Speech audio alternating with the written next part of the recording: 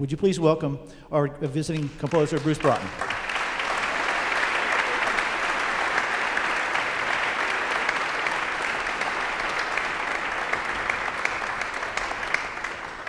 Bruce, it's great to have you with us, and thank you so much for your wonderful contribution to us, to music, to all that you do and all that you have done in your wonderful career, and the many things that still are going to come from you. I'm really happy to be here. It's not often, in fact, it's never happened that I had a whole evening of my music. So yes, I have every reason to be happy to be here and to talk to you. Well, one of the things that I would ask Bruce if we were having dinner would be, you've had such a varied career in terms of your diversity of output, and whether it's for film, whether it's for television, whether it's for brass band, whether it's for solo, chamber music group like we just heard here. How did you get started in this business? More or less, I was born into it. My family was musical. My brother is a trombonist composer. He played in the studios. My parents were both amateur musicians. They could play a couple of different instruments. They could sight read, they could sing.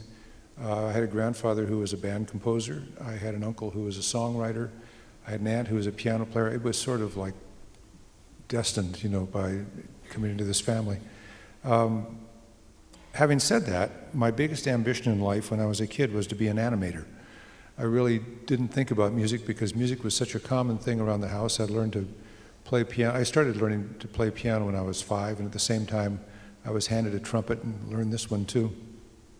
My major hero was Walt Disney. It wasn't Tchaikovsky or anybody else like that.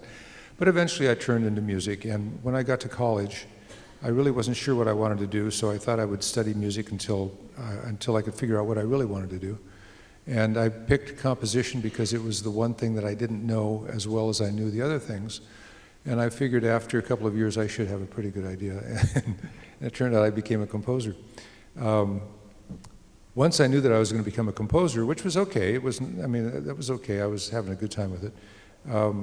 I was driving down La Brea Avenue one time. I was about 20 years old in my last year of school, and listening to a song.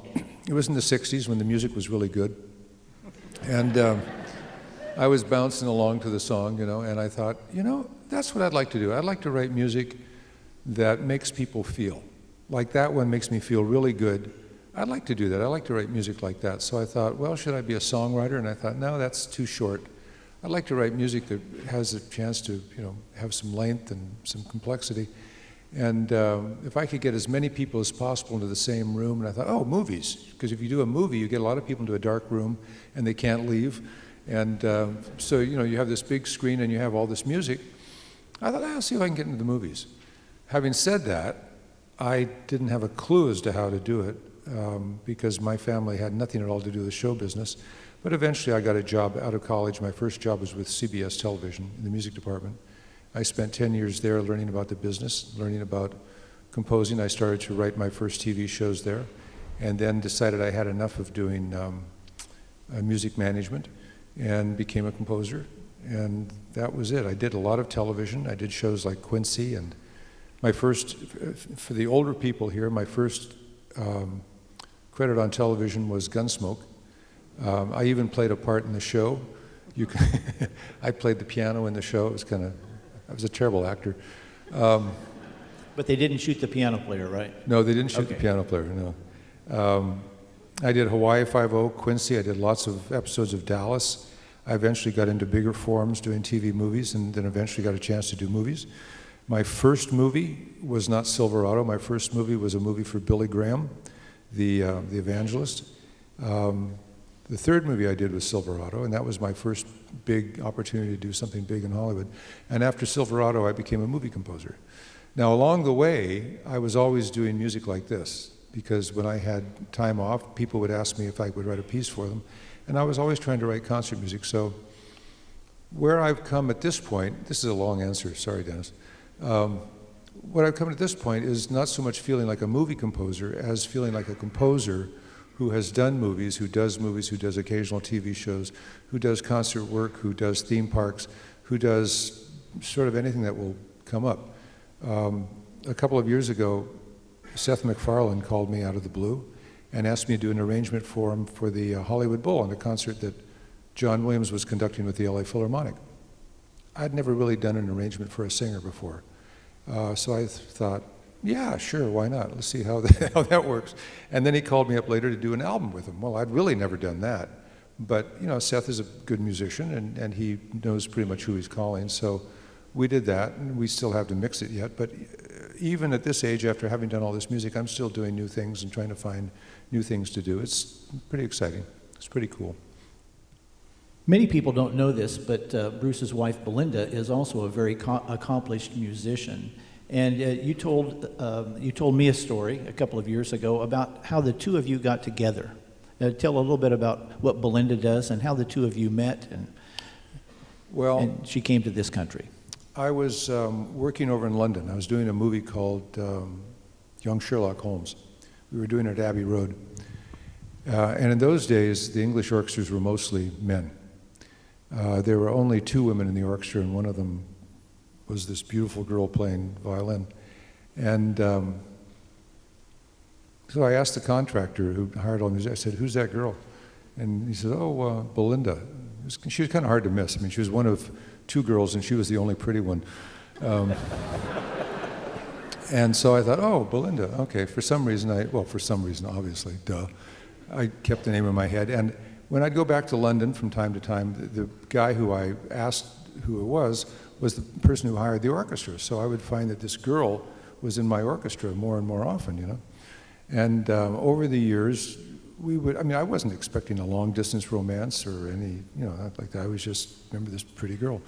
So it took several years. We started to talk, and I remember meeting a boyfriend of hers, and I remember when she was pregnant with who's now our youngest boy. And we would start to talk, and it was sort of at that. And then it started to heat up.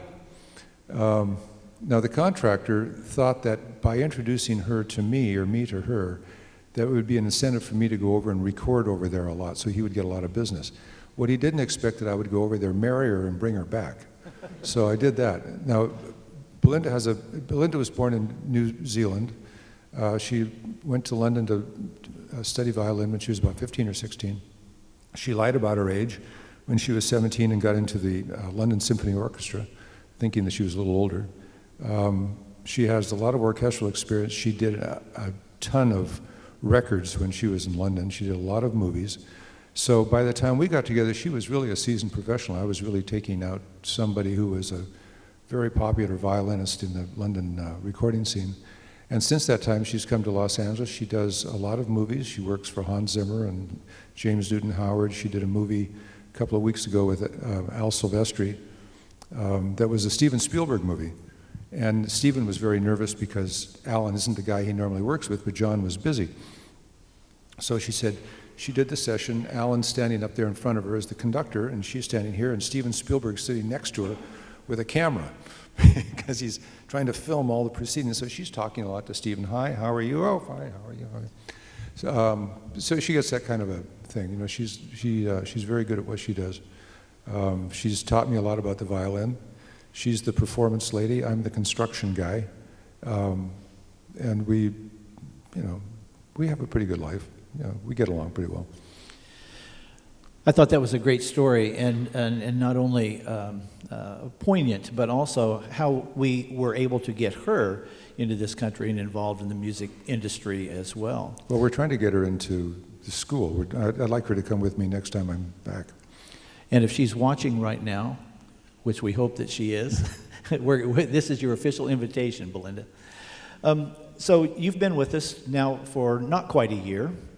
And you've had a chance to work with our faculty, and you've had a chance to work with many of our students, not only in this ensemble, but composition students and so forth. So after this amount of time, what do you think? Okay, well, so let me tell you the incentive to come here, okay? The dean, John Richmond, and I had known each other, for a while. He was a friend of my brother's, and we met, and we'd done some things before. So when he invited me to come here, I knew what he was doing. I knew he was trying to get me to do this. But coming out here the first time, I remember before I left, we had a meeting with a lot of the music faculty and with some of the media faculty. And not everybody knew each other at the table. Now, what I'm used to doing in the schools that I've been in before is that the media and the music don't necessarily talk to each other, don't necessarily have a lot to do with each other. What I was finding here was that people were, the faculty was talking energetically to each other, trying to figure out how to get the programs doing it. And they would actually verbalize how important it was for them to have a great experience for the students. I found the faculty to be really bright. I found them to be really talented. They were also a lot of fun to hang out with. But I found them really committed in a way that was very impressive to me. I mean, I know this is sort of what I'm expected to say, but the truth is I was really impressed. And so I said to John, yeah, sure, I would like to do that because I really like the faculty. I like the faculty on both sides, the music and the media. I like what they're trying to do. I like the school. I think it's a spectacular music school. I think it's well set up for an education. It would seem to be a really stupid thing to turn down the opportunity. So since I've been here, I've had no reason to change that opinion, but only to increase that opinion. I think it's a great school. I think it has a great faculty. I think it has great programs. When I found out last time that there was a program for musical entrepreneurship, I was really kind of blown away because more and more and more, that's the kind of thing that music students and professional musicians need to know how to do. And it's frankly not offered in any other college that I know of than this one. So this is sort of like a complete education here. It has a spectacular jazz program, which of course has been famous for a long time, but it has a really very deep classical music program. I think with the music entrepreneurship, it really promises great things for the future. And I'll tell you, your dean's not one to sit around waiting for the next idea to hit. I mean, he's very, very, very proactive, but he's got a faculty that's right there with him. It's really quite a great experience. So I'm really happy to be here. It's really terrific. I mean, this is just cream on the cake for me, but it's really a great experience. Well, we know John Richmond is watching tonight. He's he's in Florida. I would have said it even if you weren't watching, John. So. on an NASM visit, and so he wasn't able to be with us tonight. So he's with us in virtual reality, I guess. So I think Bruce and I could go on and on and on, as we have done many, many times. But I think to wrap this up, your thoughts about the future. You talked about entrepreneurship. You talked about thinking outside the box, coloring outside the lines. So what's in our future? Talking to the young music educators out here, well, we have a middle school band with us tonight from Melissa, Texas. What would you say to those kids about the future? Well, it's going to change. It is changing. Everything is changing. The only thing you can really be sure of in life is that it's going to change. A while back, I was talking to Randy Newman, who everybody knows, songwriter. Randy's a very bright guy. He's a really talented guy, and he's been around for a long time writing songs. And I said, Randy, I don't want to appear stupid or naive, but have you noticed how much music has been changing lately? And he looked at me and says, geez, he says, in 1955, we lost all the chords. Meaning that in 1955, that was around the time that rock and roll started, and all these lush songs, all these beautiful melodies that were considered to be the American songbook changed immediately right there. Well, from 1955 to today, music is changing really very quickly. It's changing in concert music, it's changing in film music, it's changing, I don't know any music that isn't changing in some way.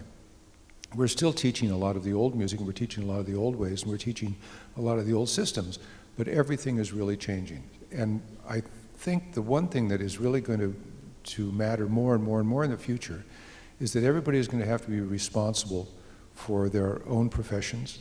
They're going to have to take responsibility for it. They can't be victims. They can't think that that